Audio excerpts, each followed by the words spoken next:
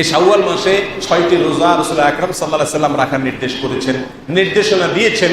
এই রোজা সম্পর্কে 7টি কমন প্রশ্ন রয়েছে, আমাদের এই প্রশ্নগুলোর উত্তর আমরা জানার চেষ্টা করব। নাম্বার 1, শাওয়াল মাসের এই 6টি নফল রোজা রাখলে কি লাভ হবে?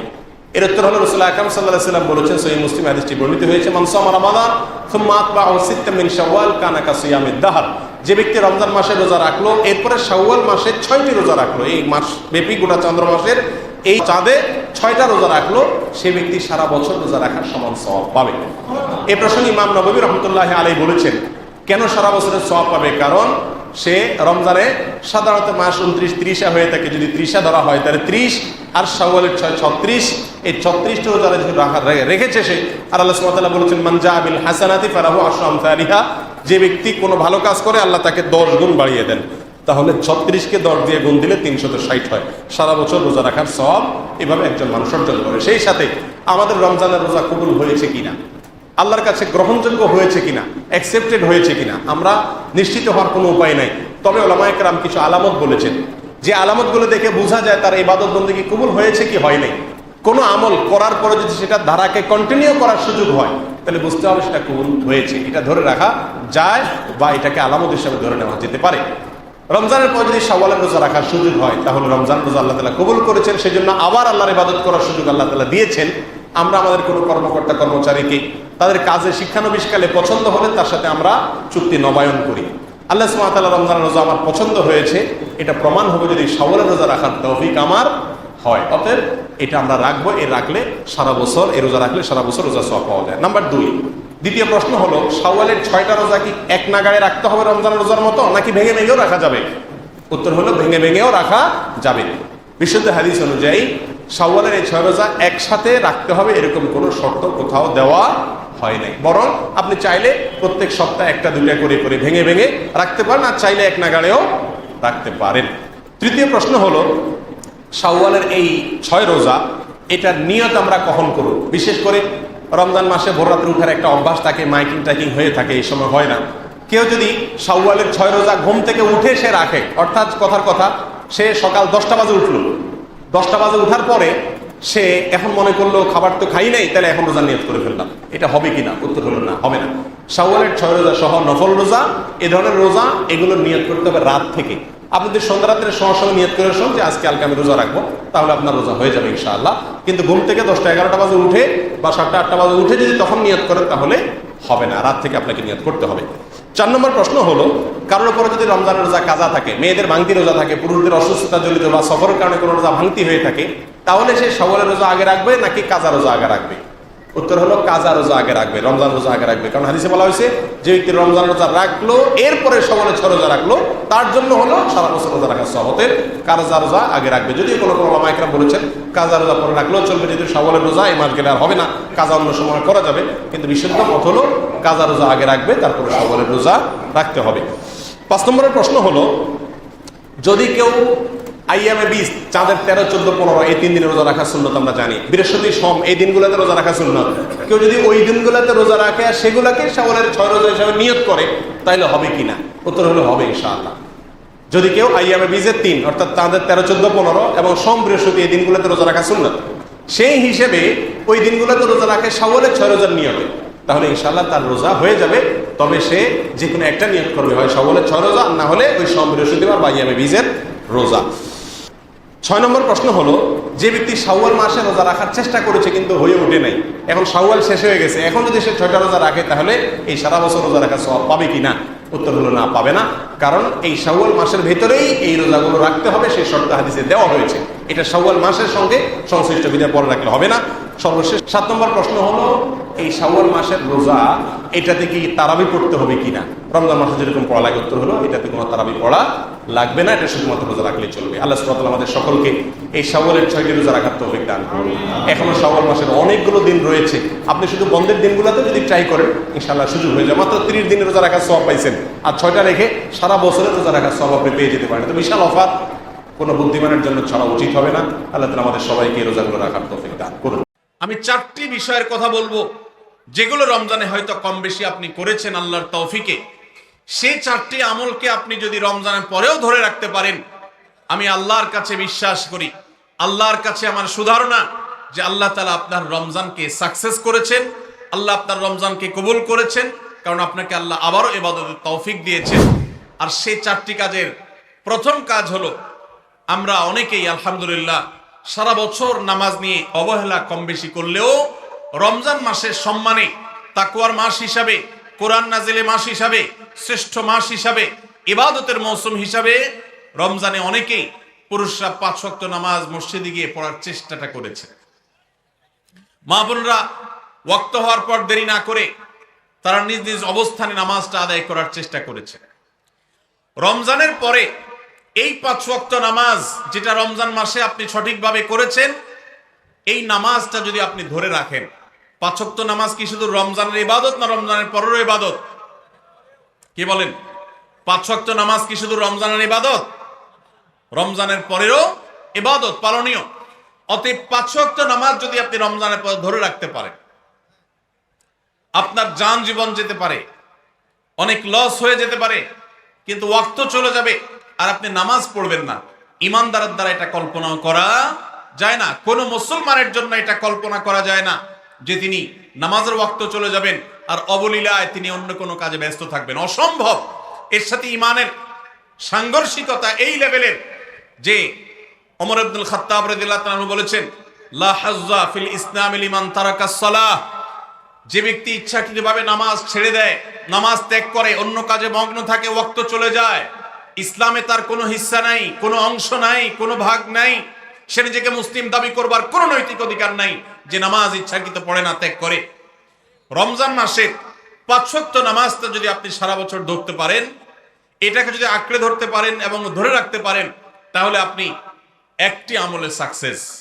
নাম্বার 2, রমজান মাসে আমরা অনেকেই আল্লাহর দেয়া তৌফিকে গুনাহ এবং পাপাচারের কাছ থেকে বেঁচে থাকার চেষ্টা করেছি। চোখের জিনা, কানের গুনাহ, হাত দ্বারা কৃত অপরাধ, নানাবিধ অপরাধ থেকে আমরা বেঁচে থাকার চেষ্টা করেছি। আল্লাহ তৌফিক দিয়েছেন। কেন? কারণ রমজান মাস তাকওয়ার মাস, গুনাহ ছাড়ার মাস, সেজন্য আমরা গুনাহ ছাড়ার চেষ্টা করেছি। এই যে রমজান মাসে আমরা পাপাচারের কাজ বর্জন করে থাকার চেষ্টা করেছি, রমজানের পরেও যদি এই চেষ্টাটাকে অব্যাহত রাখতে পারি, এটাকে যদি আমরা ধরে রাখতে পারি, ইনশাআল্লাহ আমার রমজান সাধনা সার্থক হয়েছে, আমার রমজানের ইবাদত কবুল হয়েছে আল্লাহর কাছে। এটা বুঝার সবচেয়ে বড় আলামত হলো রমজানের পরেও আপনি আমল ইবাদতের পাশাপাশি গুনাহগুলো থেকে বেঁচে থাকার চেষ্টা করছেন। আপনি কোনো পাপের কাজ করতে যাচ্ছেন, মোবাইলে কোনো হারাম ভিডিও দেখতে যাচ্ছেন, হারাম কোনো বিষয় আপনি লিপ্ত হতে যাচ্ছেন, সাথে সাথে আপনার যদি আল্লাহর কথা স্মরণ হয় আর আপনি ওই হারাম থেকে নিজেকে বাঁচিয়ে রাখতে পারেন, তাহলে আপনার রমজান সাধনা সার্থক। আপনি আর কিছু না পারেন, রমজানের এই 2টি কাজ, প্রথমত 5 ওয়াক্ত নামাজ, দ্বিতীয়ত হলো যেই কোনো পাপাচার থেকে বেঁচে থাকা, এই 2টা যদি করতে পারেন তাহলে অনেকাংশেই আপনার রমজান সফল এবং সার্থক ইনশাআল্লাহ। প্রিয় ভাইরা আমার, আল্লাহ যেখানে বলেই দিয়েছেন ইন্নামা ইয়াতাকাব্বালুল্লাহু মিনাল মুত্তাকিন, আল্লাহ শুধু মুত্তাকিদেরটাই কবুল করেন। মুত্তাকি না হয়ে আল্লাহর কাছে কিছু উপস্থাপন করলে, পেশ করলে, দান দক্ষিণা করলে, কুরবানি করলে, নেক আমল করলে আল্লাহ সেটা কবুল করেন না, মুত্তাকিদেরটাই কবুল করেন। অতএব আপনি মুত্তাকি কিনা তার পরিচয় হবে, তার প্রমাণ হবে আপনি পাপাচার থেকে বাঁচার জন্য সংগ্রাম করছেন কিনা। আপনি যদি গুনাহ থেকে বাঁচার জন্য সংগ্রাম করেন, চেষ্টা করেন, সাধনা করেন, পরিশ্রম করেন, নিয়ত করেন, ইচ্ছা করেন এবং এর জন্য আপনি পদক্ষেপ গ্রহণ করেন, তাহলে তার মানে হলো আপনি মুত্তাকি। যত বেশি গুনাহ থেকে বাঁচার চেষ্টা করতে পেরেছেন তত বড় মাপের মুত্তাকি। আর যত বড় মাপের মুত্তাকি, রমজানের ইবাদত তত বেশি আল্লাহর কাছে কবুল হয়েছে, সেই ধারণা আল্লাহর কাছে আমরা পোষণ করতে পারি ইনশাআল্লাহ। প্রিয় ভাইরা আমার, একজন সাহাবী নবী করিম সাল্লাল্লাহু আলাইহি সাল্লামকে জিজ্ঞাসা করেছেন, হে আল্লাহর রাসূল, কিভাবে আমি সবচেয়ে বড় ইবাদত গুজার হব, সবচেয়ে বড় আমলকারী কিভাবে হতে পারি? আমাদের কাছে বহু মানুষ কাগজ লিখে পাঠান, চিরকুট লিখে দেন যে হুজুর কোন আমলটা করলে বেশি সওয়াব হবে, আল্লাহ বেশি সন্তুষ্ট হবেন, আল্লাহর ইবাদত বেশি হবে কোন আমলটা করলে। প্রিয় ভাইরা আমার, নবী করিম সাল্লাল্লাহু আলাইহি সাল্লাম বলেছেন, ইত্তাকিল মাহারিমা তাকুন আবাদান নাস, তুমি হারাম কাজ থেকে বেঁচে থাকো, অবৈধ কাজ থেকে নিজেকে বিরত রাখো, গুনাহের ধারে কাছেও যেও না, পাপাচারের পথ মারিও না। তুমি সবচেয়ে বড় ইবাদত গুজার হবে, সবচেয়ে বড় নেক আমল হতে পারবে। অনেক বেশি নফল রোজা রাখে, অনেক বেশি দোয়া দুরূদ পড়ে, অনেক বেশি কোরআন তেলাওয়াত করে, অনেক বেশি নফল দান সাদাকা করে, অনেক বেশি নফল কাজ করে, এই লোক আল্লাহর খাতা বড় ইবাদত গুজার নয়। আমাদের স্মৃতিতে ইবাদত গুজার বলতে ভেসে ওঠে সারাক্ষণ নামাজেরই রত থাকা মানুষের কথা। আমাদের স্মৃতিতে ভেসে ওঠে ইবাদত গুজার মানে হলো ঘন ঘন নফল রোজা রাখা ব্যক্তির ছবি। আমাদের স্মৃতিতে ইবাদত গুজার বলতে ভেসে ওঠে যে ব্যক্তি অনেক বেশি নফল আমল, জিকির আজকার ইত্যাদিতে মাশগুল থাকে। অথচ নবীজি বলছেন ইত্তাকিল মাহারিমা তাকুন আবাদান নাস, তুমি হারাম কাজ থেকে বেঁচে থাকো, সবচেয়ে বড় ইবাদত গুজার হতে পারবে, সবচেয়ে বড় নেক আমল হতে পারবে যদি তুমি হারাম কাজ থেকে বেঁচে থাকতে পারো। ভাইরা আমার, আপনি যদি আপনার এই দুই ঠোঁট দিয়ে কোনো কটু কথা, অশ্লীল কথা, গালিগালাজ এটা আপনার মুখ দিয়ে যদি বের না হয়, রমজানের আগে হতো, রমজান মাসে আপনি তওবা করেছেন, রমজানের পরেও এই সংগ্রামে আপনি জিতে আছেন, টিকে আছেন, আপনার মুখ দিয়ে কোনো অন্যায় হয় না, তার মানে হলো আপনি মুত্তাকিদের কাতারে শামিল হতে পেরেছেন, আপনি গুনাহ থেকে বাঁচতে পেরেছেন। আপনার আমল দেখা যায় না, কিন্তু এই যে গুনাহ থেকে বাঁচার সংগ্রামে আপনি জিতে গেছেন, আপনি নিজেকে বাঁচিয়ে রাখতে পেরেছেন, এটাই হলো আপনার সফলতা, এটাই হলো আপনার সার্থকতা।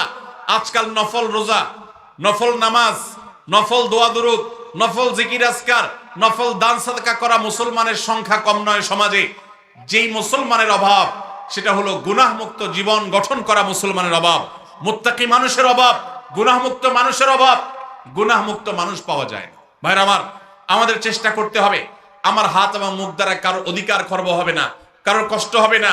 মুসলমান তো বটে, অমুসলমানকেও কোনো কষ্ট আমি দেব না, কারোর অধিকার নষ্ট হবে না, সম্পদে কারোর হক আমি নষ্ট করব না। আমি ওয়াজ মাহফিল শুনলাম, দিন কি দিন শুনলাম, ঘন্টাকে ঘন্টা শুনলাম, শুনতে শুনতে আমি কেঁদে দিলাম। 2 পয়সার কোনো ভ্যালু নাই যদি আমি দোকানদারি করতে গিয়ে কাস্টমারের সাথে 2 নাম্বারি করি, কাস্টমার হয়ে দোকানদারের সাথে 2 নাম্বারি করি, জমির আইল ঠেলাঠেলি করি, আরেকজনের ফসল আমি নিজে তুলে নিয়ে আসি, অন্যায়ভাবে কারোর হক নষ্ট করি, কথা দিয়ে কাউকে কষ্ট দেই, আচরণ দিয়ে কাউকে কষ্ট দেই, কারোর কোনো অধিকার নষ্ট করি, কারোর গীবত শিকায়াত করি, কারোর পেছনে তার সমালোচনা করি, বিদ্রুপ করি, কাউকে আমরা ব্যঙ্গ নামে ডাকি, ফেসবুকে, সোশ্যাল মিডিয়াতে অথবা অফলাইনে অনলাইনে যে কোনো সেক্টরে, যে কোনো জায়গাতে, যেই কোনো প্ল্যাটফর্মে এই ধরনের গুনাহের কাজে যদি আপনি লিপ্ত থাকেন, তো আপনার এই শত শত মাহফিল, হাজারো মাহফিল শোনা, মাহফিলে আসা, এটার কোনো মানে হতে পারে না। আল্লাহ আমাদের সবাইকে রমজান মাসে গুনাহ থেকে বাঁচার যে চেষ্টাটুকু আমরা করতাম, রমজানের পরেও সেটাকে আমাদের ধরে রাখার তৌফিক দান করুন। রমজানের পরে গুনাহ থেকে বাঁচার চেষ্টা করব তো ইনশাআল্লাহ। অনেক ভাইরা আছেন অনেক হারাম কাজ করেন নাই, কেন? রমজান মাস, কিন্তু এখন আবার সেটা শুরু করে দিয়েছেন। এর মানে হলো আপনার রমজানের ইবাদত কবুল হওয়ার সম্ভাবনা ক্ষীণ।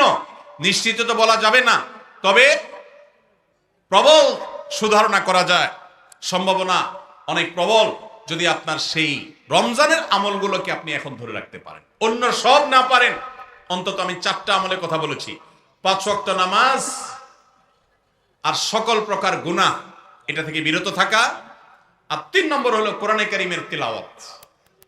অনেকে আমরা আলহামদুলিল্লাহ কোরআন তেলাওয়াত করেছি রমজানে, কারণ রমজান মাস কোরআন নাজিলের মাস। আমাদের সালাফ পূর্বসূরীরা রমজান মাসে কোরআন হাত থেকে রাখতেন না। আমরা অনেকেই নিজে কোরআন খতম দিয়েছি, যারা খতম দিতে পারেন না একটু হলো তেলাওয়াত করেছেন, তারাবিতে হাফেজ সাহেবের কাছ থেকে তেলাওয়াত শুনেছেন, কোনো না কোনো ভাবে কোরআনের সান্নিধ্যে এসেছেন। দুর্ভাগ্যজনক বাস্তবতা, রমজান চলে যাওয়ার সাথে সাথে আমাদের কোরআনের সাথে সম্পর্ক শেষ হয়ে গেছে। ঠিক না ঠিক? বহু মানুষ আছে কোরআন স্পর্শ করে না। দিনের ভিতরে 2-4 ঘন্টা, 5 ঘন্টা, 6 ঘন্টা সময় পর্যন্ত অনেকে সোশ্যাল মিডিয়াতে ডুবে থাকেন, মোবাইলে ডুবে থাকেন। সারাদিন কোরআনকে স্পর্শ করার জন্য 5টা মিনিট সময় বের হয় না, ঘন্টাকে ঘন্টা কোরআনের পরিবর্তে মোবাইল ফোনকে স্পর্শ করার সময় আমাদের হয়। মনে রাখবেন, আপনার রমজানের আমল ইবাদত সার্থক হবে, সফল হবে, কবুল হওয়ার সম্ভাবনা জোরালো হবে যদি রমজানে যে কোরআন আপনি প্রতিদিন 2-4 পারা তেলাওয়াত করেছেন, এখন 2-4 পারা না পারেন 2-4 পৃষ্ঠা হলেও পড়েন, কিন্তু আপনার দিনের একটা সময় অবশ্যই বরাদ্দ থাকা উচিত কোরআনের জন্য। আজ মুসলিম জাতির যে দুরবস্থা আমরা দেখতে পাচ্ছি, পৃথিবীর পূর্ব থেকে পশ্চিম, উত্তর থেকে দক্ষিণ, চতুর্পাশে আমরা যে হাহাকার দেখতে পাচ্ছি, লাঞ্ছনা দেখতে পাচ্ছি, অপমান দেখতে পাচ্ছি, পরাজয়ের গ্লানি দেখতে পাচ্ছি, মুসলমানদের দুরবস্থার অন্যতম প্রধান কারণ হলো আজ মুসলমান কোরআন থেকে দূরে সরে গেছে। নবী করিম সাল্লাল্লাহু আলাইহি সাল্লাম বলেছেন, ইন্নাল্লাহা ইয়ারফাউ বিহাদাল কিতাবি আকওয়ামা ওয়া ইয়াদাউ বিহি আখারিন। আল্লাহ রাব্বুল আলামিন এই কোরআনের মাধ্যমে বহু জাতির মর্যাদাকে আকাশে তুলবেন।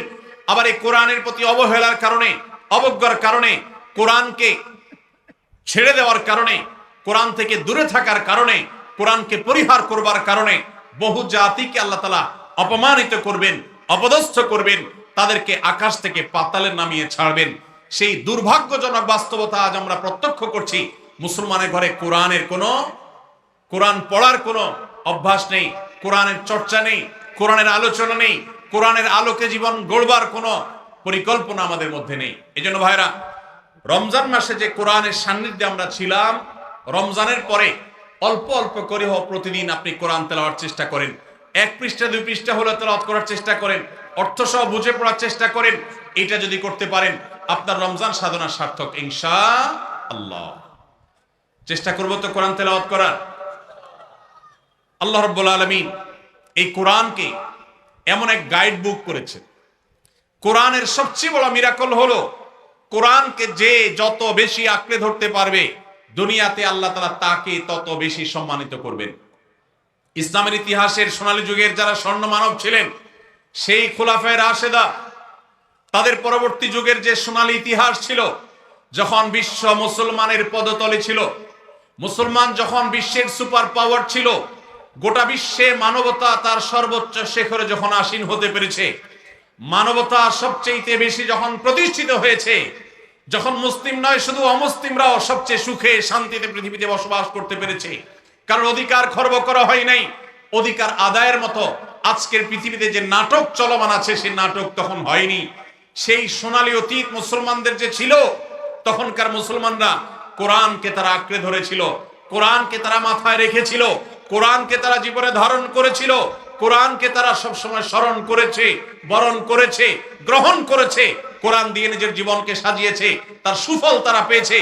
আজ কোরআন আমাদের কাছে অবহেলিত, কোরআন আমাদের কাছে আজ সবচেয়ে বেশি পরিত্যক্ত। যেই গ্রন্থ বছরে আমরা রমজান মাস ছাড়া অনেকে উল্টায় দেখি না, পাঠ করি না। মোবাইলে আমার বহু অ্যাপ আছে, সাথে কোরআনের অ্যাপও আছে। আমি সোশ্যাল মিডিয়ার অ্যাপগুলো দিনের ভিতরে 50, 60, 70, 80, 100 বার ওপেন করলেও কোরআনের অ্যাপটা দিনে একবার ওপেন করা হয় না। কোরআনের জন্য কোনো সময় আমার বরাদ্দ নাই। আমাদের বাসা বাড়িতে অনেক কিছু চলে, কোরআন তেলাওয়াত চলে না। বহু কিছু নিয়ে আড্ডা হয়, কোরআন নিয়ে পাঠচক্র হয় না, গ্রুপ ডিসকাশন হয় না, আলোচনা পর্যালোচনা হয় না। এইরকম পরিবার আজ ঘরে ঘরে, প্রত্যেকটা জায়গায় জায়গায়। আর এই কারণে আজ আমাদের দুরবস্থা আমরা দেখতে পাচ্ছি পৃথিবীর চতুর্প্রান্তে রয়েছে। আল্লাহ তাআলা আমাদের সবাইকে কোরআনকে সারা জীবনের জন্য আমাদের সাথী করার তৌফিক দান করুন। কোরআন নিয়মিত পড়বেন তো ইনশাআল্লাহ, প্রতিদিন পড়বেন তো ইনশাআল্লাহ। আল্লাহ আমাদের সবাইকে প্রতিদিন কোরআন তেলাওয়াতের তৌফিক দান করুন, কোরআন বুঝে পড়ার তৌফিক দান করুন, কোরআনের আলো থেকে আলো গ্রহণ করবার তৌফিক দান করুন, সমাজ এবং রাষ্ট্রকে কোরআন দিয়ে সাজাবার তৌফিক দান করুন। বলুন আমিন। নাম্বার 4, শেষ পয়েন্ট। রমজান উপলক্ষে আমরা অনেকেই ভোর রাতে সাহরি খেতে উঠে আল্লাহর কাছে কম বেশি দোয়া করার চেষ্টা করেছি, 2-4 রাকাত তাহাজ্জুদ নামাজ পড়ার চেষ্টা করেছি, ঠিক না? ঠিক। ইফতার সামনে নিয়ে অনেকে দোয়া করেছেন। রমজান মাসে রোজাদারের দোয়া কবুল হয় দিনের বেলা, অনেকে দোয়া করেছেন। রমজান শেষ, তাহাজ্জুদ পড়া তো ভোর রাতে উঠে দূরের কথা, অনেকের ফজর নামাজ পড়াটাই কঠিন হয়ে গেছে, ঠিক না? ঠিক। আজ রমজানের পরে রমজানের সেই আমলের ধারাবাহিকতা, অর্থাৎ ভোর রাতে তাহাজ্জুদের নামাজ পড়ার যদি কেউ অভ্যাস ধরে রাখতে পারেন, এটা হবে সবচেয়ে বড় অর্জন। এটা যদি না পারেন, অন্তত ফজরের নামাজ, 5 ওয়াক্ত নামাজ তো পড়বেনই, ফজর নামাজ স্পেশালি জামাত যাতে কোনোভাবে মিস না হয়। আর দিন এবং রাত 24 ঘন্টার কোনো একটা সময় আল্লাহর কাছে দুহাত তুলে দোয়া করার অভ্যাস গড়ে তুলবেন, চেষ্টা করবেন তো ইনশাআল্লাহ। কয়েকটা সময়ের দোয়া আল্লাহর কাছে করলে সেটা বিফলে যায় না। এর ভিতরে একটা হলো ভোর রাতের দোয়া, আরেকটা হলো 5 ওয়াক্ত নামাজের পরের দোয়া, আরেকটা দোয়া কবুলের সময় আছে শুক্রবারে। কোন সময় হাদিস এটা ফিক্স করা হয়নি, তবে হাদিস বিশ্লেষকগণ অনেকেই বলেছেন সেই সময়টা হলো জুমার দিন আসরের পরের সময়। জুমার দিন আসরের পরে সূর্য ডুবার আগ পর্যন্ত আল্লাহর কাছে যদি দোয়ায় মাশগুল থাকেন, বাসা বাড়িতে আছেন, কর্মস্থলে আছেন, রাস্তাঘাটে আছেন, যেখানে যে অবস্থায় আছেন, জুমার দিন শুক্রবার বাদ আসর সূর্য ডুবার আগ পর্যন্ত দোয়া কবুলের মোক্ষম একটা সময়, অসাধ্য সাধন করবার সময়, একেবারে অসম্ভবকে সম্ভব করার সময়, আল্লাহর কাছ থেকে সবকিছু নিজের করার সময়। এই জন্য এই সময়গুলো আমরা মিস করব না। তো রমজান মাসের দোয়ার অভ্যাসটা যদি রমজানের পরে আপনি ধরে রাখতে পারেন, ব্যাস এনাফ। 5 ওয়াক্ত নামাজ, সকল প্রকার হারাম পাপাচার বর্জন, কোরআনে কারীমের তেলাওয়াত অল্প অল্প করে হলেও প্রতিদিন একটা সময় ফিক্স করে যে এই সময় কোরআন তেলাওয়াত ছাড়া কিছু করব না। ঘুম থেকে উঠে প্রথম কাজ হবে ওযু করে আমি কোরআন তেলাওয়াত করব, ফজর নামাজের পরে একটু পড়ব। আর 4 নম্বর হলো দিন এবং রাতের কোন একটা সময় আল্লাহর কাছে দোয়া করার অভ্যাস করব। অনেক লোক আছি আমরা যে 24 ঘন্টার ভিতরে সপ্তাহে সপ্তাহ, মাসকে মাস চলে যায়। অনেক নিয়মিত নামাজি মানুষ আছেন, অনেক দাড়িওয়ালা মানুষ আছেন, এমনকি অনেক মাদ্রাসার ছাত্র, এমনকি আলেমও আছেন। মাসকে মাস চলে যায়, আল্লাহর কাছে হাত তুলে একটু চোখের পানি ফেলে শেষ কবে দোয়া করেছি বলতে পারবো না। এর চাইতে বড় হতভাগা আর কেউ হতে পারে না। এই জন্য রমজান মাসের দোয়ার আমলটা, রমজানে হয়তো আপনি দিনে 4 বার 5 বার করেছেন, রমজানের পরে একবার করেন। রমজানে হয়তো 10 মিনিট 15 মিনিট 20 মিনিট ধরে দোয়া করেছেন, রমজানের পরে অন্তত 2 মিনিট ধরে দোয়া করেন। এই 4টা কাজ, 5 ওয়াক্ত নামাজ, সকল পাপাচার বর্জন, কোরআনে কারীমের তিলাওয়াত, আর দিন এবং রাতের কোন একটা সময় আল্লাহর কাছে দোয়ায় মাশগুল হওয়া, এই 4টা কাজ রমজানের, এগুলো যদি আপনি ধরে রাখতে পারেন তো ইনশাআল্লাহ আপনার রমজান সাধনা, আপনার রমজানের ইবাদত বন্দেগী আল্লাহর কাছে কবুল হয়েছে। আল্লাহ আপনাকে মুত্তাকি হওয়ার তৌফিক দিয়েছেন, মুত্তাকিদেরটাই আল্লাহ কবুল করেন। অতএব আপনার রমজানের ইবাদত এবং সাধনা কবুল হয়েছে, সার্থক হয়েছে, সেই সুধারণা আপনি পোষণ করতে পারেন। সবাই চেষ্টা করবো তো ইনশাআল্লাহ। আল্লাহ আমাদের সবাইকে সেই তৌফিক দান করুন। আল্লাহর ভাইরা আমিন আমাদেরকে সারা বছর রোজার সওয়াব দিবেন। শুধু রমজান রোজা রাখলে সারা বছর রোজার সওয়াব পাবেন না। রমজানে 30টা রাখতে পারছেন, সাথে আর শুধুমাত্র 6টা যদি প্লাস করতে পারেন এই মাসে, শাওয়াল মাসে, তাহলে এই 6টার কারণে ওই 30টা আর 6টা সব মিলিয়ে আপনি সারা বছর রোজার সওয়াব পেয়ে যাবেন ইনশাআল্লাহ। চেষ্টা করা যাবে না ইনশাআল্লাহ? আল্লাহ আমাদের সবাইকে তৌফিক দান করুন। এই শাওয়ালের 6 রোজা নিয়ে আমাদের মা বোনদের একটা কমন প্রশ্ন আছে, অনেক ভাইদেরও কমন প্রশ্ন আছে। সেটা হলো যে কারোর যদি ভাঙতি রোজা থাকে, কাজা রোজা থাকে, যে গত রমজানে আপনি হয়তো অসুস্থতার কারণে 2টা রোজা রাখতে পারেন না, 4টা রোজা ভাঙা পড়ছে, কোনো মা বোন মাসিকের কারণে তার কয়টা রোজা, 7টা 8টা রোজা বা 10টা রোজা 5টা রোজা তার ভাঙতি পড়ছে, এই রোজাগুলো তিনি আগে রাখবেন নাকি শাওয়ালের 6 রোজা আগে রাখবেন? এটা হলো প্রশ্ন। এই প্রশ্নের উত্তর হলো অবশ্যই রমজানের রোজাগুলো আগে রেখে তারপরে শাওয়ালের 6 রোজা রাখতে পারলে বেশি উত্তম। কারণ নবী সাল্লাল্লাহু আলাইহি সাল্লামের হাদিসে আমরা দেখি তিনি বলেছেন, যে ব্যক্তি রমজানের রোজা রাখলো এরপরে শাওয়ালের 6 রোজা রাখলো, তার জন্য ফজিলত হলো সারা বছর রোজা সওয়াব। তাহলে আগে রমজানের গুলো শেষ করে তারপরে শাওয়ালের 6 রোজা রাখতে পারলে বেশি ভালো। কিন্তু যদি কোনো মা বোন বা কোনো ভাই তার মনে হয় যে না, ভাঙতি রোজাগুলো রেখে তারপরে আবার শাওয়ালের 6 রোজা রাখা আমার জন্য কঠিন হবে, গড়ে 10-15টা রোজা রাখতে এক মাসে আমার জন্য চাপ হয়ে যাবে, তাহলে যে কোনো একটা অপশন যদি বেছে নিতে হয়, তাহলে আমি বলবো অবশ্যই আপনি শাওয়ালের 6 রোজা, যেহেতু শাওয়ালের পরে আর প্রযোজ্য হবে না, এর সব শাওয়ালের পরে আর পাবেন না, এজন্য শাওয়ালের গুলো আগে রেখে ফেলেন এবং কাজাগুলো যদি পরে রাখেন, ইনশাআল্লাহ আপনি পরিপূর্ণ সওয়াব পেয়ে যাবেন। তবে আগে যদি রমজানগুলো শেষ করতে পারেন সেটা বেশি উত্তম, সেটা বলাই বাহুল্য। তাহলে শাওয়ালের 6টা রোজা রাখার চেষ্টা করবো তো ইনশাআল্লাহ। এই শাওয়ালের 6টা রোজার জন্য আবার কোনো কোনো ক্ষেত্রে ডাবল অফার আছে। একটু বুদ্ধিশুদ্ধি থাকলে দেখবেন যে আপনি অনেক অল্প আমল করেও আল্লাহ তাআলার কাছে অনেক বিপুল পরিমাণ সওয়াব পেয়েছেন, সে সুযোগ আছে। যেমন এই শাওয়াল মাসেরও চাঁদের ওই যে 13, 14, 15 3টা দিন আছে না রোজা রাখা সুন্নাত, ওই দিনগুলো রোজা রাখেন, পাশাপাশি আপনি শাওয়ালের 6 রোজারও নিয়ত করেন, অর্থাৎ একসাথে ডাবল নিয়ত করেন, ইনশাআল্লাহ সেটা আদায় হয়ে যাবে, তাহলে ডাবল নিয়ত হয়ে গেল। সোমবার বৃহস্পতিবারের সাথে আপনি প্লাস করতে পারেন, কিন্তু যদি সোম বৃহস্পতিবার আর চাঁদের 13, 14, 15কে আলাদা রেখে এটাকে 6টা রাখেন তাহলে তো সবচেয়ে উত্তম, সেটা বলাই বাহুল্য। তাহলে শাওয়ালে 6 রোজা রাখবো তো ইনশাআল্লাহ। আপনার যেদিন সুবিধা হয় সেদিন রাখেন, এক নাগাড়ে রাখা জরুরি না। শাওয়ালে 6 রোজা রাখা এটা নিয়ম হলো সারা মাসের ভিতর রাখলেই হবে, শাওয়াল মাস শেষ আর হবে না। শাওয়ালের ভিতরে 6টা রোজা রাখে শেষ করতে হবে। এই জন্য আপনি ধারাবাহিক টানা রাখতে হবে এমন কোনো কথা নেই। আপনি আজকে একটা রাখেন, আবার 5 দিন গ্যাপ দিয়ে একটা রাখেন, আপনার একটু কাজের চাপ যেদিন কম সেদিন রাখেন, আপনার যেদিন সুবিধা হয় সেদিন রাখেন, বদ্ধের দিন ধরে ধরে ধরে রাখেন, তাহলে আপনি যে কোনোভাবে 6টা রোজা রাখলেই হবে। সবাই চেষ্টা করবো না ইনশাআল্লাহ? আল্লাহ আমাদের সবাইকে আমলের তৌফিক দান করুন। ভাইরা আমার, তাহলে রমজানের আমলের চেষ্টা, রমজানের ইবাদত, রমজানের নামাজ, রমজানের রোজা, রমজানের তিলাওয়াত, রমজানের দান সদকা, এগুলো শুধু রমজানেই সীমাবদ্ধ নাকি রমজানের পরেও করা লাগবে? লাগবে কি লাগবে না? অতএব মসজিদে রমজানের পরে যেতে হবে কি হবে না? সবাই যাবো তো ইনশাআল্লাহ? আল্লাহর ঘরের দিকে যাবো তো ইনশাআল্লাহ? আপনার লাভ, আল্লাহর কোনো ঠেকা নাই ভাই। দেখতে দেখতে জীবনটা শেষ হয়ে যাবে, মালাকুল মউত হাজির হবে, চলে যেতে হবে, আপনি নিজের আমল নিয়ে যাবেন, আপনার কল্যাণ হবে। সবাই করবো তো ইনশাআল্লাহ? আল্লাহ আমাদের সবাইকে আমলের তৌফিক দান করুন। রমজান মাস শেষ হতে না হতেই আমাদের অনেকের টুপি ভাঁজ হয়ে পকেটে ঢুকে গেছে। আগামী রমজানের আগ পর্যন্ত সেটা আর ভালোভাবে খুলবে না। রমজান মাস শেষ হতে না হতেই আমাদের অনেকের কোরআন মাজিদ গুলো আমরা বন্ধ করে ওইটাকে গিলাবদ্ধ করে বক্সে তুলে রেখে দিয়েছি। আবার হয়তো এক রমজানের আগে, আগামী রমজানের আগে আর হয়তো অনেকের খোলার তৌফিক নসিব হবে না। এই যে রমজান মাস চলে গেলে আমাদের মসজিদে যাওয়া বন্ধ হয়ে যায়, নামাজ পড়া বন্ধ হয়ে যায়, দান সাদকা কমে যায়, অন্য সব কিছু বন্ধ হয়ে যায়, এটা কোরআন এবং হাদিসের দৃষ্টিতে কতটা ভালো কাজ বা এটা আদৌ ভালো কাজ কিনা, আমরা সে বিষয়টি আজকে একটু আলোচনা করার চেষ্টা করি। ভাইরা আমার, আমি যে আয়াত পড়েছি, আল্লাহ সুবহানাহু ওয়া তাআলা সেই আয়াতে বলেছেন, ওয়া'বুদ রাব্বাকা হাত্তা ইয়াতিয়াকাল ইয়াকিন। আমাদের প্রিয় নবী সাল্লাল্লাহু আলাইহি সাল্লামকে আল্লাহ তাআলা বলেছেন, আপনি আপনার রবের ইবাদত করুন। আপনি আপনার রবের ইবাদত করুন কতদিন পর্যন্ত? রমজান শেষ হওয়া পর্যন্ত।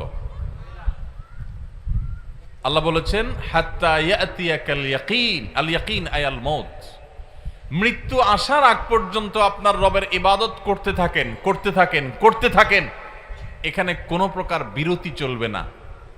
ইবাদতে কোনো বিরতি আছে? যে নামাজ পড়ছেন ঠিক আছে, এক সপ্তাহের জন্য ছুটি, নামাজ না পড়লেও চলবে, ঘুমান, সুযোগ আছে কোনো? আল্লাহ রাব্বুল আলামিন তার হাবিবকে, তার প্রিয় রাসূল সাল্লাল্লাহু আলাইহি সাল্লামকে বলছেন, আপনি আপনার রবের ইবাদত করতে থাকুন কতদিন পর্যন্ত? মৃত্যু আসার আগ পর্যন্ত। তাহলে ইবাদত, নামাজ কি শুধু রমজান পর্যন্ত না মরণ পর্যন্ত?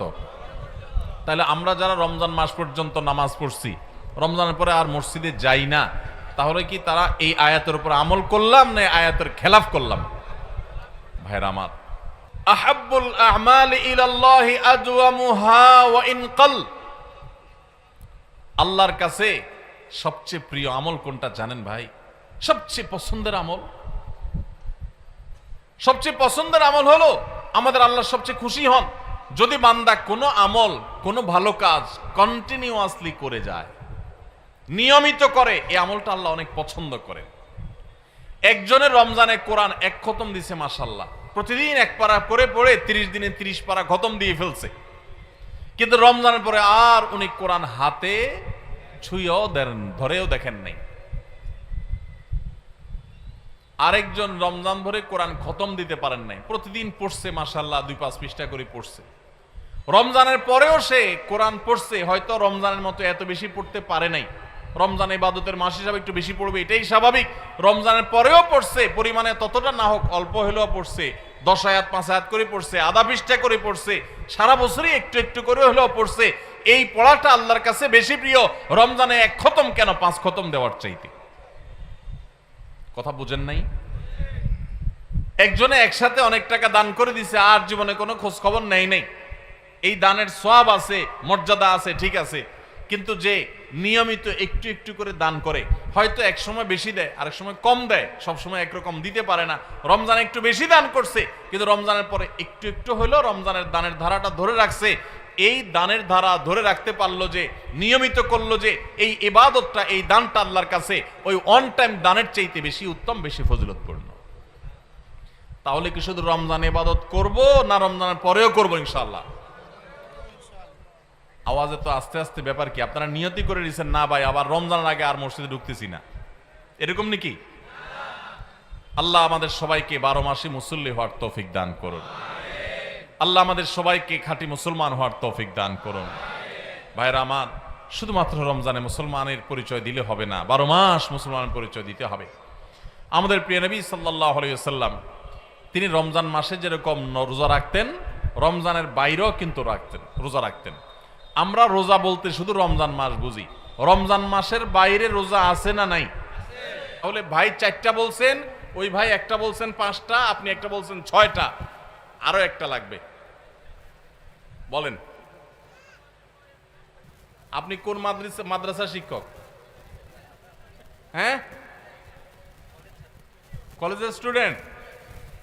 মুহররম মাসে বেশি বেশি নফল রোজা রাখতে হবে মাশাআল্লাহ, কারণ হাদিসে আসছে আহাব্বুস সিয়ামি ইলাল্লাহি আহাব্বুস শাহরি ইলাল্লাহি আহাব্বুস সিয়ামি ইলাল্লাহি শাহরুল বা'দা রমাদান শাহরুল্লাহিল মুহররম। রমজানের পরে, হাদিসের ভাষাটা এরকম, রমজানের পরে নফল রোজার জন্য সবচেয়ে আদর্শ মাস মুহররম মাস। আর নবী সাল্লাল্লাহু আলাইহি ওয়াসাল্লাম শাবানেও বেশি বেশি রোজা রাখতেন। তাহলে বেশি বেশি রোজা 2 মাসে, শাবান আর মুহররম, 7টা আইটেম পেয়ে গেছি। আপনারা 4 জনই পুরস্কার জিতে গেছেন। আপনারা সামনে থাকেন, পুরস্কার আসুক, আলোচনা শেষে আপনারা পুরস্কার পাবেন ইনশাআল্লাহ। কাছাকাছি থাকেন, আপনাদেরকে স্টেজে পুরস্কার দেওয়া হবে ইনশাআল্লাহ। মাশাআল্লাহ, খুব খুশি হলাম হাজীগঞ্জের মানুষ এত সুন্নত সম্পর্কে জানেন, খুবই ভালো লাগলো মাশাআল্লাহ।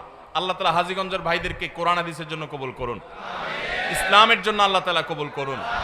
আল্লাহ এই যুবকদেরকে সাহাবীদের মতো যুবক হওয়ার তৌফিক দান করুন, আসহাবে কাহাফের মতো যুবক হওয়ার তৌফিক দান করুন। আল্লাহ তাআলা তাদেরকে ইউসুফ আলাইহিস সালামের মতো সচ্চরিত্রবান হওয়ার তৌফিক দান করুন, দৃঢ়চেতা মুসলমান হওয়ার তৌফিক দান করুন। ভাইরা আমার, তাহলে রোজা শুধুমাত্র আমরা রমজান মাসে অনেকে রাখি, অথচ রমজানের পরে আমরা কত আইটেমের রোজা জানলাম আজকে? 7 আইটেমের রোজা। এগুলো আমি বলতে পারতাম, কিন্তু আপনাদেরকে দিয়ে বলানোতে লাভ হয়েছে কি? আপনাদের মনোযোগটা আর একটু বেশি পড়ছে না? যে মৌলভী সাহেব তো ওয়াজ করবেই, এই বেচারা সব তো মিস্টার সাহেব, এরা তো মৌলভী সাহেব না। মিস্টার সাহেবরাও মাশাআল্লাহ সুন্নাত রোজাগুলো জানে। আমার খুব ভালো লাগে যখন দেখি আমাদের কলেজের বন্ধুরা, আমাদের ইউনিভার্সিটি স্টুডেন্টরা, আমাদের সাধারণ শিক্ষিত ভাইয়েরা, তারা নফল রোজাগুলো রাখে, সুন্নত রোজাগুলো খুঁজে খুঁজে রাখে। আমার দিলটা ভরে যায়। এবং আমি মনে করি যারা মাদ্রাসার ছাত্র আছে, যারা এই রোজাগুলো রাখতে পারেন না, মাদ্রাসার ছাত্ররাও রাখেন, আলেমুল আমার তো রাখেনি আলহামদুলিল্লাহ, যারা রাখতে পারেন না তাদের জন্য একটা প্রেরণা যে তারা সাধারণ শিক্ষিত মানুষ হয়ে নবীজির সুন্নতগুলো খুঁটে খুঁটে আমল করে, তাহলে আমাদের আরো কত বেশি রাখা দরকার। আমরা সবাই চেষ্টা করবো না ইনশাআল্লাহ?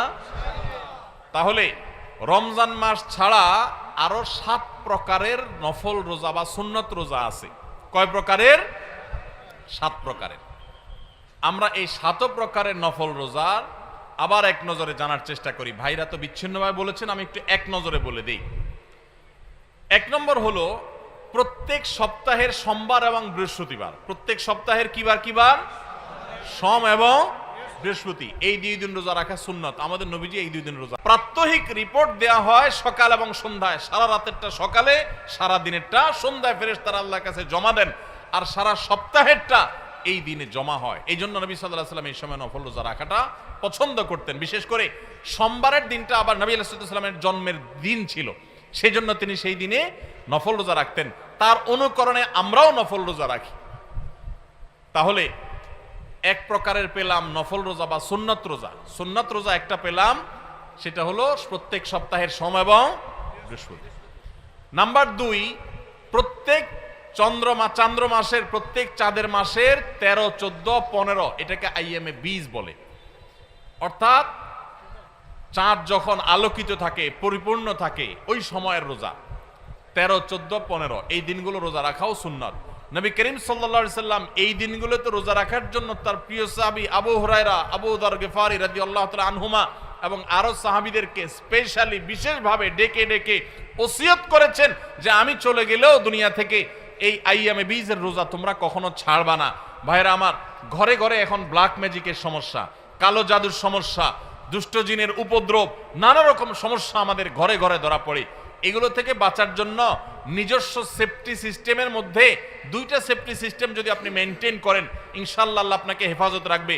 এর একটা হলো রাসূলুল্লাহ সাল্লাল্লাহু আলাইহি সাল্লামের সকাল এবং সন্ধ্যায় যে দোয়াগুলো তিনি পড়তেন ওইগুলো আপনি নিয়মিত পড়বেন। এই সম্পর্কে আমাদের ছোট্ট একটা চটি বই আছে, রাসূলুল্লাহ সাল্লাল্লাহু আলাইহি সাল্লামের সকাল সন্ধ্যার দোয়া ও জিকির, রকমারিতে বিভিন্ন অনলাইন শপে পাবেন। আবার আমাদের ওয়েবসাইটে গেলে ফ্রি, আপনি সেটা ডাউনলোড করে পড়তেও পারবেন এই সকাল সন্ধ্যার দোয়াগুলো পড়লে। আর দ্বিতীয় হলো চন্দ্র মাসে 13, 14, 15 এই দিনগুলো যদি কেউ নফল রোজা রাখে, আল্লাহ তাআলা এই ব্যক্তিকে এমন বেশি সেভ করেন, নিরাপদে রাখেন, কোনো ব্ল্যাক ম্যাজিকে, কোনো ম্যাজিশিয়ানের, কোনো জাদুকরের, কোনো কুফরি কালামে তার কোনো ক্ষতি করতে পারে না। আল্লাহ তাকে হেফাজত রাখেন। তাহলে আইয়ামে বীজের রোজা রাখবো তো ইনশাআল্লাহ। দুই আইটেম পাইলাম, সোমবার, বৃহস্পতিবার আর চাঁদের 13, 14, 15। নাম্বার 3, তৃতীয় নম্বর হলো আশুরার রোজা। মুহররমের 10 তারিখ তার সাথে 9 তারিখ যোগ করে রাখবেন, দুইটা রোজা। আর 9 তারিখ কোনো কারণে রাখতে না পারলে তাহলে 10 আর 11, 10 কমন, তার সাথে 9 অথবা 11 মিলায়া 9 রাখতে পারলে বেশি উত্তম। কারণ নবী সাল্লাল্লাহু আলাইহি সাল্লাম তার জীবনের শেষ বছর যখন আশুরা রোজা রাখছেন, তিনি বলেছেন যদি আগামী বছর আমি বেঁচে থাকি লাসুমান্নাত তাসিআ ওয়াল আশির, তাহলে মুহররমের 9 আর 10 আমি রোজা রাখবো। এইজন্য উলামা ইকরাম বলেছেন 9 আর 10 রাখাটা বেশি উত্তম। তাহলে আশুরার দুইটা রোজা রাখা 3 নম্বর আইটেম হলো সোম, বৃহস্পতিবার, চাঁদের 13, 14, 15 আর মুহররমের 9, 10 অথবা 10, 11। তাহলে কয় পদ হলো? 3টা। 4 নম্বর হলো জিলহজের 9 তারিখ অর্থাৎ আরাফাত দিনের রোজা। এই দিনের রোজার মাধ্যমে আল্লাহ রাব্বুল আলামিন মানুষকে 1 বছরের পেছনের গুনাহ খাতা মাফ করে দেন, 1 বছর অগ্রিম আল্লাহ সুবহানাহু ওয়া তাআলা মাফ করে দেন। তাহলে এই যে আশুরার রোজা, এর পাশাপাশি আরাফাত দিনের রোজা অর্থাৎ 9 জিলহজ, সেটা আরেকটা আইটেম হলো। তাহলে 4টা হয়ে গেল, আশুরার রোজা, আরাফাতের রোজা, আবার চাঁদের 13, 14, 15 আর সোম, বৃহস্পতিবার, 4টা হয়ে গেল। এরপরে আসেন আরেকটা নফল রোজার জন্য গুরুত্বপূর্ণ আইটেম হলো, গুরুত্বপূর্ণ নফল বা সুন্নাত রোজার সময় হলো আমাদের প্রিয় নবী সাল্লাল্লাহু আলাইহি সাল্লাম সবচেয়ে বেশি নফল রোজা রাখতেন যে মাসে, সেটা হলো শাবান মাস। কোন মাস? শাবান মাস, রমজানের আগের মাসটা। তাহলে সে মাসে আমরা বেশি বেশি নফল রোজা রাখবো। কয় নম্বর হলো? 5 নম্বর। 6 নম্বর হলো মুহররম মাসেও নবী সাল্লাল্লাহু আলাইহি সাল্লাম বেশি বেশি নফল রোজা রাখতেন, হিজরি বর্ষের প্রথম মাস মুহররম। 6 নম্বর হলো। আর 7 নম্বর হলো যেই মাসটা এখন চলছে শাওয়াল মাস, এই শাওয়াল মাসে কয়টা রোজা রাখা সুন্নাত? 6টা রোজা। তাহলে মোট 7 পদ পাইলাম আমরা। সোমবার, বৃহস্পতিবার, চাঁদের 13, 14, 15, মুহররমের 10 এবং 10-এর সাথে মিলায়া 9 অথবা 11, 2টা রোজা। আরাফাতের দিন অর্থাৎ জিলহজের 9 তারিখের রোজা, 4টা গেল নি। আর শাবান মাসে বেশি বেশি রোজা, মুহররম মাসে বেশি বেশি রোজা, কয়টা হলো? 6টা। আর 7 নম্বর হলো শাওয়ালের 6টা রোজা। এই নফল রোজাগুলো, সুন্নত রোজাগুলো রাখবো তো ইনশাআল্লাহ। এখন আর রোজা রাখার ব্যাপারে বেশি ওয়াজ না করলেও চলে। ওয়াজ ছাড়াই মানুষ রাখে। কেন রাখে? কারণ ডাক্তাররা আজকাল আমাদেরকে ফজিলত শুনাই দিছে যে সুস্থ থাকতে হলে রোজা রাখার কোনো বিকল্প নাই। আমাদের শরীরে আল্লাহ তাআলা যে পরিমাণ মেদ, চর্বি এগুলো জমে যায়, যে পরিমাণ আল্লাহ তাআলা পাওয়ার দিয়ে রেখেছেন, আমরা যদি রোজা রাখি তাহলে সেগুলো গলে গলে গলে অতিরিক্ত মেদ, চর্বিগুলো কমে যায়, মানুষ সুস্থ হয়। রোজা রাখার কারণে মানুষ শারীরিকভাবে সুস্থতা অনুভব করে। যে যত বেশি রোজা রাখে সে শারীরিকভাবে তত ফিটনেস তার হয়, তার সুস্থতা তত বেশি সে ফিল করে, অনুভব করে। এক সময় মানুষ মনে করত যে রোজা রাখলে বোধহয় মানুষের ক্ষতি হয়। রোজা রাখাতে মানুষের ক্ষতি হয় না, লাভ হয়। মানুষ খেয়ে অসুস্থ হয়, না খেয়ে অসুস্থ হওয়ার চাইতে খেয়ে অসুস্থ হওয়ার পরিমাণ বেশি। খাবার কন্ট্রোল করতে বলে ইসলামের জন্য, নিয়ন্ত্রণহীন কবজি ডুবায়া 2 হাতে 4 হাতে খাইতে ইসলাম বলে না। এজন্য ভাই রমজানের রোজার পাশাপাশি নফল রোজাগুলো আমরা রাখার চেষ্টা করবো তো ইনশাআল্লাহ। আল্লাহ আমাদের সবাইকে আমলের তৌফিক দান করুন। ভাইরা আমার, মাশাআল্লাহ। তাহলে আমরা রমজান মাসের যে রোজা রাখি, এটা শুধু রমজান মাসেই রাখবো নাকি বছরের বিভিন্ন সময় আর রাখতে হবে? সেই জিনিসটা আমরা আজকে জানলাম কি জানলাম না? এখন দায়িত্ব হলো আমল করা। কে কে নিয়ত করছেন আমল করার? নিয়ত করছেন কে কে? বুঝি হাত তুলছেন না অযথায় হাত তুলছেন? আল্লাহ আমাদের সবাইকে আমলের তৌফিক দান করুন, আল্লাহ আমাদের সৎ সাহস দান করুন, বলুন আমিন। ভাইরা আমার, রমজানে আমরা যে নেকামল করছি টুকটাক, 30টা রোজা রাখছেন বেশিরভাগ মানুষ মাশাআল্লাহ, তারাবির নামাজ পড়ছেন, কোরআনে কারিম একটু একটু করে যতটুক পারছেন, কেউ 1 খতম, কেউ 2 খতম, যে যদ্দুর পারছেন, কেউ 1 খতম না পারলেও যদ্দুর পারছেন তেলাওয়াত করছেন, আলহামদুলিল্লাহ। অনেকে দান সাদাকা করছেন, সবে কদর ইবাদতের জন্য চেষ্টা করছেন। এই যে রমজানে আমলের চেষ্টা আমরা করেছি, এই আমলগুলো আল্লাহর কাছে কবুল হয়েছে কি হয় নাই, এটা বুঝার একটা উপায় আছে, আলামত আছে, নিশ্চিত কোনো উপায় নাই। কারণ আমল কবুল করা না করা কার এখতিয়ার? আল্লাহর এখতিয়ার। শতভাগ পারফেক্টনেস আপনি এনেছেন, আপনার কাছে মনে হচ্ছে, তারপর কোনো ত্রুটি থাকতে পারে, যেটা কারণে আল্লাহ তাআলা বললেন না আমি তোমার এটা অ্যাকসেপ্ট করলাম না, সে এখতিয়ার আল্লাহর আছে। কিন্তু আমরা যে নেকামলগুলো করি এগুলো সম্পর্কে ওলামায়ে কেরাম অনেক সালাফ, ইসলামের ইতিহাসের সোনালী যুগের স্বর্ণ মানবগণ, পূর্বসূরীগণ আমাদের, তাদের উক্তি আছে যে কোন কোন আমলের কবুল হওয়ার ব্যাপারে পূর্বাভাস, আলামত, এটা জানা যায়। আলামত দেখে সুধারণা করা যায়, নিশ্চিত কোনো গ্যারান্টি নেই কবুল হয়েছে কিনা বলার সুযোগ নেই, তবে অনুমান করা যায়, ধারণা করা যায় যে হয়তো আল্লাহ কবুল করেছেন। তাহলে রমজানে আমাদের আমল ইবাদত কবুল হয়েছে কি হয় নাই সেটা বুঝার যে আলামতটা, সেটা কি বলে দিব আপনাদেরকে? তাহলে একটু মাপে নিলেন যে আপনার আমলটা কবুল হলো কি হলো না, চেষ্টা করলেন, উৎসাহিত হলেন, অনুপ্রাণিত হলেন। বলবো আমি সেটা? ভাইরা আমার, সেটা হলো, সে আলামতটা হলো রমজানে যে আমলগুলো করেছেন, শুধু রমজানের জন্য এটা কথা না, সারা বছরের জন্যই প্রযোজ্য। কোনো আমল করার পর সে আমলটা যদি আপনি ধারাবাহিকভাবে করতে পারেন, কন্টিনিউয়াসলি করতে পারেন, বারবার করতে পারেন, একাধিকবার করতে পারেন, ওইটার ধারা যদি ধরে রাখতে পারেন, তাহলে আপনি আল্লাহর ব্যাপারে সুধারণা করতে পারেন, আল্লাহ আপনার আগেরটা কবুল করেছেন, এই জন্য পরে আবার করার তৌফিক দিয়েছেন।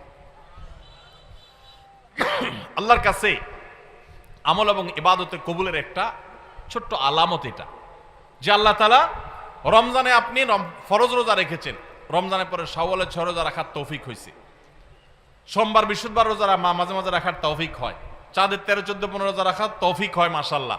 তাহলে আপনি সুধারণা করতে পারেন আমার রমজান রোজা আল্লাহ কবুল করেছেন, সম্ভবত, নিশ্চিত না, হয়তো আল্লাহ কবুল করেছেন, সেজন্য আমাকে ওইটা আবার নতুন করে করার তৌফিক দিয়েছেন। রমজানে আপনি তারাবির নামাজ পড়েছেন, রমজানে বাইরে 5 ওয়াক্ত নামাজ ধরে রাখছেন, তাহাজ্জুদ মাঝে মধ্যে পড়ার চেষ্টা করেন, হিম্মত করেন, নিয়ত করেন, সুধারণা করতে পারেন আল্লাহ হয়তো আমার রমজানেরটা কবুল করেছেন। কারণ আল্লাহর পদ্ধতি হলো কোন আমল করার পর বান্দা সে আমলটা যদি আল্লাহ অ্যাকসেপ্ট করেন, ওই আমলটা বান্দাকে নিয়মিত করার সুযোগ দেন, তৌফিক দেন। এটা দেখে আন্দাজ করা যায় যে হয়তো আল্লাহ তাআলা আমল কবুল করেছেন। আর রমজানের আমল রমজানেই শেষ, একেবারে প্যাক করে ফেলছেন, আর আমলের ধারে কাছে যান নাই, তাহলে লক্ষণ খারাপ। আপনার আমল কবুল হয়েছে কিনা গ্যারান্টি কেউ দিতে পারবে না, হয়তো কবুল হয়ে গেছে, কিন্তু এখানে লক্ষণ খারাপ। আপনার টেনশনের কারণ আছে যে আমি কেন আর আমলগুলো করতে পারছি না, তাহলে কি আমার আমলগুলো আল্লাহ কবুল করেন নাই? ভাইরা আমার, এটাকে আমি একটা উপমার সাথে দিয়ে একটু বোঝানোর চেষ্টা করি। উপমাটা হলো হালখাতা। আপনাদের এলাকায় হালখাতা আসেনি? এখন আগের মতো এত ব্যাপক হালখাতা সিস্টেম নাই। আমরা আমাদের শৈশবে দেখছি প্রত্যেক দোকানে দোকানে হালখাতা আছিল। তো হালখাতার সিস্টেম হলো যে বছরে একদিন হালখাতা হয়, সাধারণত পয়লা বৈশাখে হালখাতা হতো। এখন হালখাতা না, এখন পান্তা ইলিশ। হালখাতার জায়গা দখল করে ফেলছে কিসে? পান্তা ইলিশে। হালখাতা ছিল গ্রাম বাংলার ঐতিহ্য, সেটা চলে যায় ওই জায়গায় ঢুকছে কি? পান্তা ইলিশ। যাই হোক, তো হালখাতার সিস্টেম হলো সারা বছর যা বাকি খাইছেন এই সব টাকা হালখাতার দিন পরিশোধ করে একদম আপনার হিসাব ক্লিন করবেন, পরিষ্কার হয়ে যাবে, কোনো দেনা বাকি থাকবে না। তাহলে এবার আপনাকে দোকানদার একটু মিষ্টি মুষ্টি খাওয়ায়, জিলাপি টিলাপি খাওয়ায়, আর নতুন করে ওই দিনই যদি আবার বাকি চান, যত টাকা চান আপনাকে বাকি দিবে। এই না হালখাতার সিস্টেম? আর যদি আগের টাকা বাকি না দেন, এই আগের টাকা পরিশোধ না করেন, কিছু দিয়া আর বলেন যে ঠিক আছে বাকিটা দিব, এখন আবার নতুন করে বাকি দেন, তো হালখাতার শরীয়তে, হালখাতার নিয়মে ওইটা কিন্তু গ্রহণ হবে না। ঠিক না বে ঠিক? ঠিক একইভাবে আল্লাহ রাব্বুল আলামিন বান্দাকে কোনো আমল করার তৌফিক দেওয়ার পর যদি সে আমলটা আবারও করার তৌফিক দেন, তাহলে বুঝতে হবে আগেরটা আল্লাহ তাআলা অ্যাকসেপ্ট করছেন, কবুল করছেন। সুধারণা করা যায় আল্লাহ হয়তোবা তাকে নতুন করে আমলের তৌফিক দিয়েছেন, ইঙ্গিত দিচ্ছেন যে বান্দা তোমার আগেরটা কবুল করেছি। এই জন্য ভাইরা, রমজানের কোরআন তেলাওয়াত, রমজানে মতো এত বেশি পারেন না, 1 পারা পারেন না, 2 পারা পারেন না, আধা পৃষ্ঠা পড়েন, 1 পৃষ্ঠা পড়েন। এই যে নিয়মিত পড়তেছেন, এটা যদি চেষ্টা করেন আর ধরে রাখতে পারেন, তাহলে সুধারণা করতে পারেন হয়তো আপনার রমজানের আমল, রমজানের তেলাওয়াত আল্লাহ কবুল করেছে। আমরা রমজানের আমলগুলো রমজানের পরে করার চেষ্টা করব তো ইনশাআল্লাহ। আল্লাহ আমাদের সবাইকে আমলের তৌফিক দান করুন।